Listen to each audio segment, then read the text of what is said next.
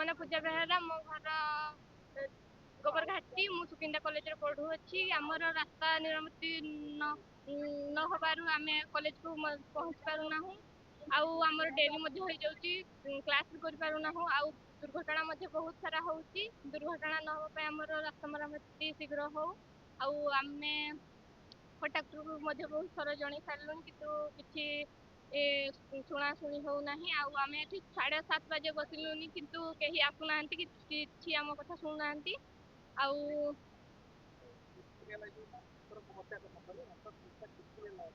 3 ମାସ ହେଲାଣି ଆମେ କହିସାରିଲୁଣି, କେହି କିଛି ଶୁଣୁନାହାନ୍ତି, କେହି କିଛି କହୁନାହାନ୍ତି।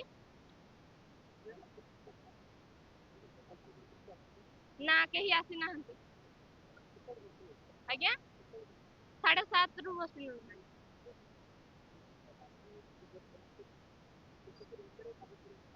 ଆମର ମାସ ଭିତରେ ଦାବି ପୂରଣ ହବା ଦରକାର, 15 ଦିନ କି ମାସେ। ଆମେ ପୁଣି ଆଉଥରେ ରାଜରାସ୍ତାକୁ ଆସିବୁ। ମୃତ୍ୟୁଞ୍ଜୟ ଦେବ ପ୍ରଦୂଷଣ ବିରୋଧୀ ଜନମଞ୍ଚର ଆହ୍ୱାନ।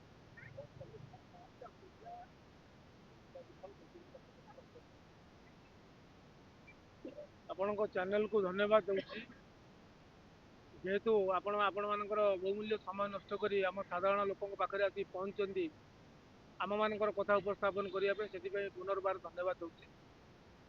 ଦେଖନ୍ତୁ ଆଜ୍ଞା, ଏଇ ଯେଉଁ ଆନ୍ଦୋଳନଟି ଆଜି ହେଉଛି, ଯେଉଁ ରାଜରାସ୍ତାରେ ଆଜି ବୁଦ୍ଧିଜୀବୀ, ବଣିକ ଭାଇ, ଛାତ୍ରଛାତ୍ରୀଙ୍କ ଠାରୁ ନେଇ ସମସ୍ତେ ଆଜି ବସିଛନ୍ତି, এটা ଗୋଟେ ଛୋଟିଆ କଥା ନୁହଁ।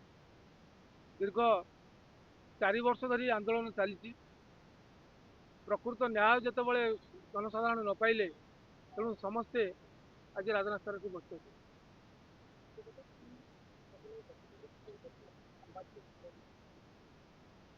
ପ୍ରଥମ କଥା ମୁଁ ଆପଣଙ୍କ ଚ୍ୟାନେଲ ମାଧ୍ୟମରେ କହିବାକୁ ଚାହେଁ, ଆମେ ଯେତେଗୋଟି ସଂଗଠନ ଏକାଠି ଏଇଠି ଆଜି ବସିଛୁ, ଏମାନେ ସବୁ ଅଣରାଜନୈତିକ ସଂଗଠନ। ଏଠି ପଲିଟିକ୍ସର କୌଣସି ଧୂଳିଟିଏ ବି ନାହିଁ।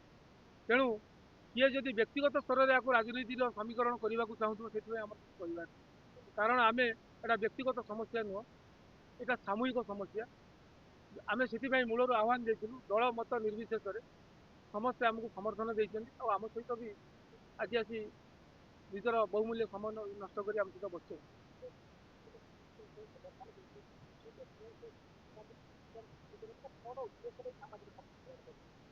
ଦେଖନ୍ତୁ ଆଜ୍ଞା, ମୁଁ ପୁଣି ଥରେ ଆପଣଙ୍କୁ କହୁଛି, ଯଦି କୌଣସି ବ୍ୟକ୍ତି ୟାକୁ ନିଜର ରାଜନୀତି ରୂପେ କରିବା ପାଇଁ, ନିଜର ବ୍ୟକ୍ତିଗତ ପପୁଲାରିଟି ବଢାଇବା ପାଇଁ ଯଦି ସାମ୍ବାଦିକ ସମ୍ମିଳନୀ କରିବେ, ଆରମ୍ଭ ନହବ ଆମ ଆନ୍ଦୋଳନ ଚାଲୁ ରହିବ।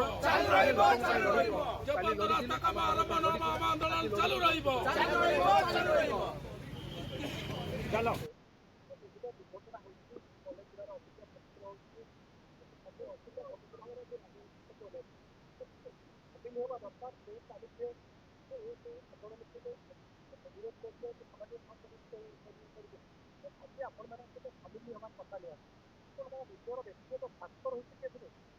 ନିଶ୍ଚୟ ଆଜ୍ଞା, କାରଣ ଆମେ ତ ସମସ୍ତଙ୍କୁ ଡାକିଛୁ ନା।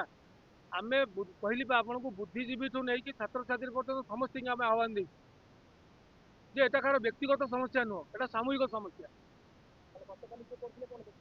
ନିଶ୍ଚୟ ଭାବରେ ଏଥିରୁ ଆପଣଙ୍କ ଚ୍ୟାନେଲ ମାଧ୍ୟମରେ କହିବାକୁ ଚାହୁଁଛି, ଯଦି ବ୍ୟକ୍ତିଗତ କିଏ କରୁଛନ୍ତି ତାଙ୍କୁ ଆମେ ତ ଅଟକାଇ ପାରିବୁନି। ତାଙ୍କର ବ୍ୟକ୍ତିଗତ ହେଇଥାଇପାରେ, ତାଙ୍କର ନିଜ ସ୍ୱାର୍ଥ ପ୍ରତି ଯାଞ୍ଚ ଆସିଥାଇପାରେ।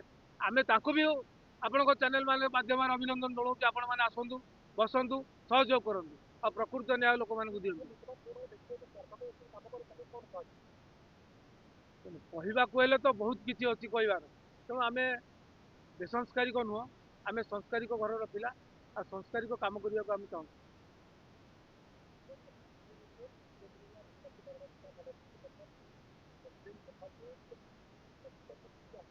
ହଁ ଆଜ୍ଞା, ନିଶ୍ଚୟ ପ୍ରଶାସନ ତରଫରୁ ଆସିଥିଲେ, କିନ୍ତୁ ଆମର ଯୋଉ ଡିମାଣ୍ଡ ଥିଲା ଯେ ମାନ୍ୟବର କଲେକ୍ଟର ହୁଅନ୍ତୁ କି NHAIର ଉଚ୍ଚ କର୍ତ୍ତୃପକ୍ଷ ହୁଅନ୍ତୁ, କିଏ ଆସିଥିଲେ ଆମ ସହିତ ଆଲୋଚନା କରିବା, କିନ୍ତୁ ସେମାନେ ନ ଆସି ତାଙ୍କ ତଳ ସ୍ତରର କର୍ମଚାରୀ ମାନେ ଆସିଥିଲେ, ଯୋଉଟାକି ଆମକୁ ସୁହାଇଲା ନାହିଁ। ଆମେ ତାଙ୍କୁ କହିଲୁ, ଯଦି ତମର ଡିସିସନ ନେବାର ଅଥରିଟି ନାହିଁ, ତମେ ଫେରି ଯାଇପାର, ଆଉ ତମ ଉଚ୍ଚ ଅଧିକାରୀଙ୍କ ସହିତ କଥାବାର୍ତ୍ତା କରିସାରିଲା ପରେ ଆମ ସହିତ ବସିବ। ନିଶ୍ଚୟ ଆଜ୍ଞା, ଜାଣିପାରିବ।